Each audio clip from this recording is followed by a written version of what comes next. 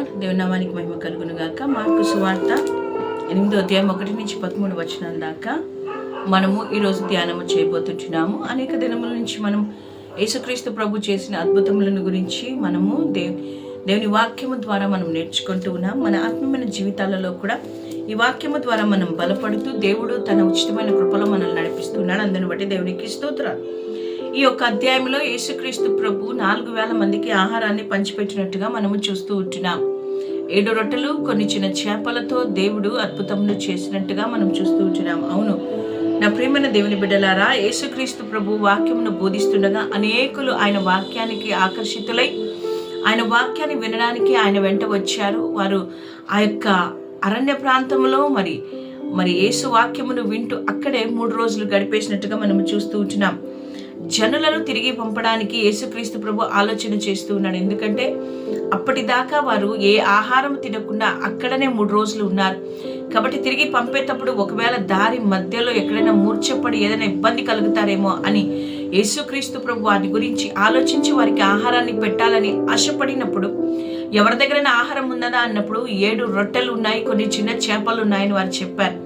మరి యేసుక్రీస్తు ప్రభు వాటిని తీసుకొని కృతజ్ఞతాస్తుతులు చెల్లించి వాటిని వారికి ఇచ్చి వడ్డించమన్నాడు. అవును నా ప్రియమైన దేవుని బిడ్డలారా, మన దేవుడు అద్భుతకరుడు కదా. ఆ యొక్క 4,000 మందిని ఆహారము పెట్టి అవన్నీ పోషించిన దేవుడు అరణ్యములో ఆయన కనికరము కలిగిన దేవుడిగా మనము చూస్తూ ఉంటున్నాం. అక్కడికి కేవలం యూదులే కాదు కానీ అన్యులు కూడా ఆయన మాటలు వినడానికి వచ్చాడు. వారి యొక్క జీవితాలలో కార్యమును దేవుడు చేస్తూ వచ్చారు. అవును ఆయన మనం ఇంతకు ముందు కూడా గమనించాము, 5,000 మందికి ఆహారాన్ని పంచిపెట్టినట్టుగా మనము చూస్తుంటున్నాం.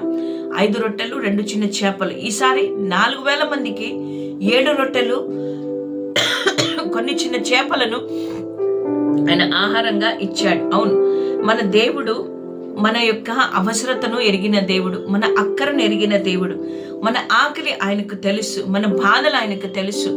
ఆయన కనికరించి మనలను పోషించే దేవుడై ఉంటున్నాడు. ఆయన కేవలము ఆత్మీయంగా కాకుండా శారీరకమైన అవసరతలు కూడా తీర్చగలిగిన దేవుడు. ఆత్మీయ ఆహారాన్ని వారికి 3 రోజులు పెట్టిన దేవుడు. శరీరానికి కూడా ఆహారము కావాలి, శరీరము బలహీనత అయిపోతుందని ఎరిగిన దేవుడు వారికి ఆహారము కొరకు ప్రయాసపడ్డాడు. అవును నా ప్రియమైన దేవుని బిడ్డలారా, ఈరోజు నీ యొక్క ఆత్మీయమైన జీవితంతో పాటు నీ శారీరకమైన అవసరతలు కూడా తీర్చడానికి ఆయన సిద్ధంగా ఉంటున్నాడు. ఆయన దైవికమైన అనుగ్రహమును ఇచ్చాడు. దైవికమైన పోషణ ద్వారా ప్రతి ఒక్కరిని తృప్తిపరచనట్టుగా మనము చూస్తూ ఉంటున్నాం. ఆ 7 రొట్టెలు చిన్న చేపలను కృతజ్ఞతాస్తుతులు చెల్లించి పంచిపెట్టాడు. దేవా, తండ్రి అయిన దేవా, నువ్వు లేకపోతే ఏది లేదు, సమస్తమును చేయగలిగిన వాడవు నీవే అని ఆయన వైపు చూసినప్పుడు ఒక దైవికమైన ప్రావిజన్ను దేవుడు అందరికీ ఇచ్చాడు. హల్లెలూయా. అరణ్యములో 40 సంవత్సరాలు పోషించిన దేవుడు నా ప్రియమైన దేవుని బిడ్డలారా, అదే రీతిగా సారెపతు విధవరాలి కుటుంబంలో పోషణనిచ్చిన దేవుడు, ఏలియాను కాకులతో పోషించిన దేవుడు, ఆయన అన్ని ఎరిగిన దేవుడు. దైవికమైన ప్రావిజన్ను ఆయన అనుగ్రహించేవాడిగా ఉన్నాడు. ఈరోజు ఏ రీతిగా అయితే ఆయన ఎక్కడ కొరత లేకుండా సమృద్ధిగా వారికి ఇచ్చాడో, నా జీవితంలో కూడా ఆయన సమృద్ధిగా ఆయన అనుగ్రహించే దేవుడై ఉంటున్నాడు. 7 రొట్టెలు సంపూర్ణతకు సాదృశ్యము.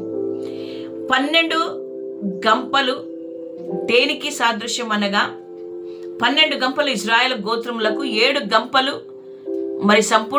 సంపూర్ణమైన సంఖ్యకు సాదృశ్యం. 6 దినములు కష్టపడి 7వ రోజు విశ్రాంతి తీసుకున్న సృష్టి అంతటిని 7 రోజుల్లో చేసి ముగించిన దేవుడు కంప్లీట్ గా దాన్ని చేశాడన్నట్టుగా మనం చదువుతూ ఉంటున్నాం.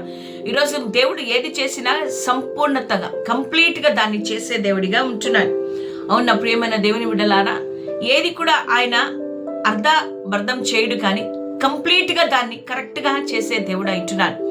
నా జీవితంలో కంప్లీట్నెస్ ను ఆయన అనుగ్రహించబోతుంటున్నాడు. అవును ఈ ఉదయకాలమున ఈ 4,000 మందిని పోషించిన దేవుడు ఆత్మీయమైన ఆహారం ఇచ్చాడు, శారీరకమైన ఆహారం ఇచ్చి వారిని బలపరిచి ధైర్యపరిచిన దేవుడు.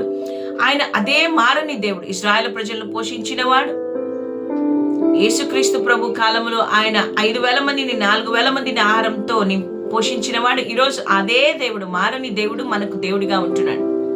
అందుకే కీర్తనకారుడు 23వ అధ్యాయం కీర్తనలు 23 అంటాడు, యెహోవా నా కాపరి, నాకు లేమి కలగదు. పచ్చిక గల చోట్ల ఆయన పరుండ చేస్తాడు, శాంతికరమైన జలముల యొద్ద నడిపిస్తాడు, నా ప్రాణములకు సేద తీర్చుతాడు. అవును, మన కాపరి మనల్ని పోషించేవాడిగా ఉంటున్నాడు. ఆయన ఎక్కడ కూడా తక్కువ కాకుండా సమృద్ధిగా పచ్చిక గల బయలు దగ్గరికి మనల్ని తీసుకుని వెళ్ళి మనల్ని పోషించే దేవుడు, సమృద్ధిగా మనకు ఇచ్చే దేవుడు, తృప్తిగా మనం ఉండాలని ఆశపడే దేవుడు. నా ప్రియమైన దేవుని బిడ్డలారా, మన దేవుడు మన గురించి ఎంత ఆలోచిస్తున్నాడో చూడండి. ఆయన ప్రేమతో మనల్ని గురించి ఆలోచన చేస్తుంటున్నాడు. కనికరము కలిగి మన గురించి జాలిపడి మనల్ని ఆయన చూస్తూ ఉంటున్నాడు. ఆయన సమృద్ధిగా మనకి ఇచ్చే దేవుడు అంటున్నాడు. నేను నా గొర్రెల కొరకు సమృద్ధి జీవం ఇవ్వడానికే వచ్చానంటున్నాడు. సమృద్ధి అయిన జీవంతో పాటు సమృద్ధి అయిన ఆహారమును కూడా ఆయన అనుగ్రహించే దేవుడు.